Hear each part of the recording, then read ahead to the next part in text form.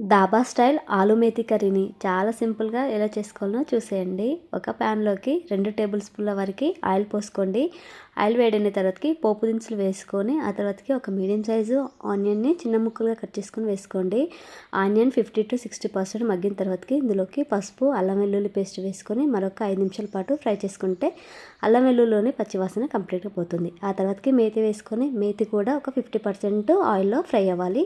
ఆ తర్వాతకి 2 medium size టమాటాలని కొంచెం పండుగా ఉన్న టమాటాలు వేసుకుంటే అంటే మెంతికూర కూడా చేదు లేకుండా ఉంటుంది. టమాటా కూడా 60 to 70% మగ్గిన తర్వాతకి ముందుగానే ఉడికించుకొని పెట్టుకున్న ఆలుని చిన్న ముక్కలుగా కట్ చేసుకొని వేసుకొని మరొక 5 నిమిషాల పాటు ఫ్రై చేసుకోవాలి. ఆయిల్ కొంచెం పైకి తేలుతూ ఉన్నప్పుడు ఇందులోకి రుచికి సరిపోయేంత కారము, ఉప్పు, ఒక 1/2 టేబుల్ స్పూన్ వరకు ధనియా పౌడర్ వేసుకొని కలిపేసుకోవాలి.